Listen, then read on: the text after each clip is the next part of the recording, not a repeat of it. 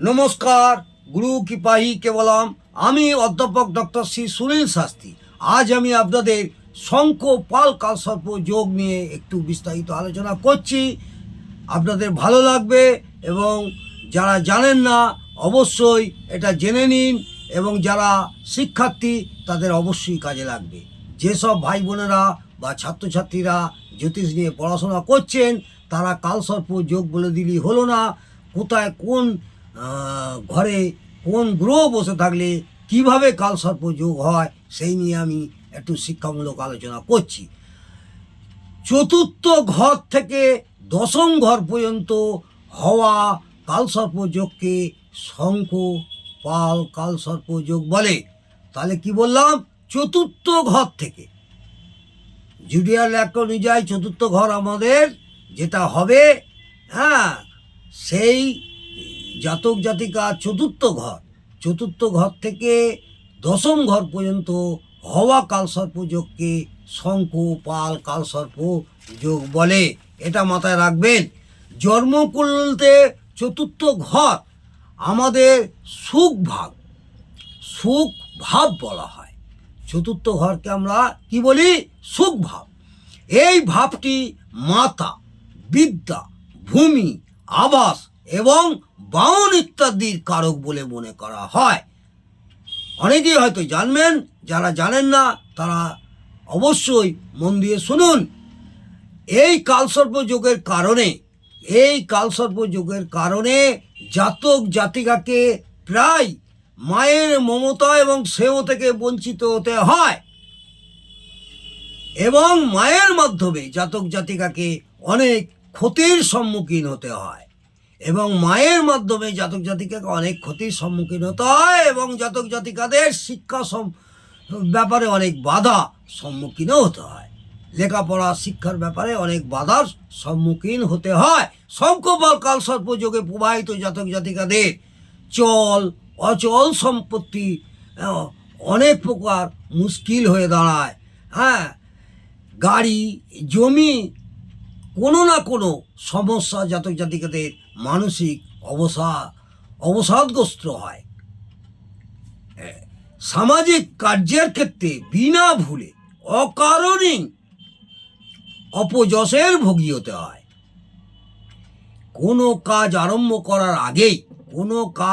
করার আগেই তাতে নিজের অসফলতার আশঙ্কা প্রথম থেকেই পেয়ে থাকে এইসব জাতক জাতিকারা। সব মিলিয়ে জাতক জাতিকাদের জীবন গঠন সংঘর্ষের দৌড়ে এগিয়ে চলে। সেই জন্যে আমি আজ আপনাদের কয়েকটি অনিষ্ট প্রভাব থেকে, এই শঙ্খ পাল কালসর্প যোগের অনিষ্ট প্রভাব থেকে বাঁচার উপায় আমি আপনাদের আলোচনা করছি। এই যে শঙ্খ পাল কালসর্প যোগের প্রভাবে জাতক জাতিকাদের যে অনিষ্ট প্রভাব হয় সেই থেকে বাঁচার জন্যে আমি 6খানা আপনাদের উপায় বলছি। মন দিয়ে শুনুন, প্রয়োজন হলে লিখে নিতে পারেন। একটা পারদ শিবলিঙ্গ কিনে নিয়ে আসবেন। সেই শিবলিঙ্গকে শুদ্ধ বস্ত্রে স্নান করে করজোড়ে বসে জাতক জাতিকাদের মহামৃত্যুঞ্জয় মন্ত্র জপ করতে হবে, কম করে 108 বার। প্রত্যেক দিন করলে হবে, নাহলে যখন সম্ভব হবে তখনই করবেন। এতে যে শুধু তাদের মানসিক শান্তি পাবে তা নয়, আরও অনেক নিজের মধ্যে একটা শক্তি এবং অন্যরকম শক্তি সঞ্চার হবে, এটা মনে রাখবেন। এবং তাদের অনেক কাজ করার সুবিধে হবে এবং সুফল পাবেন। 2 নম্বর, শিবলিঙ্গের উপর রূপোর সাপ, একটা সোনার দোকান থেকে রূপোর সাপ তৈরি করে সেই রূপোর সাপ জড়িয়ে রাখলে কালসর্পের অনিষ্ট প্রভাব থেকে মুক্তি পাওয়া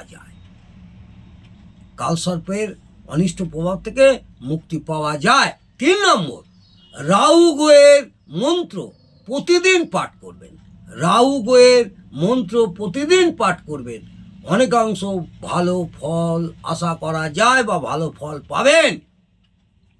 ধাতুর দ্বারা নির্মিত রাহুর 108 যন্ত্র লিখে জলে প্রবাহিত করে দিলে মানসিক শান্তি পাওয়া যায়। এবং কেতু গ্রহেরও যদি ওই ধাতুর দ্বারা 108 বার কেতু মন্ত্র যন্তম লিখে আপনি প্রবাহিত জলে ওটা ভাসিয়ে দেন, দেখবেন আপনারা বহুসার সফলতা লাভ করবেন।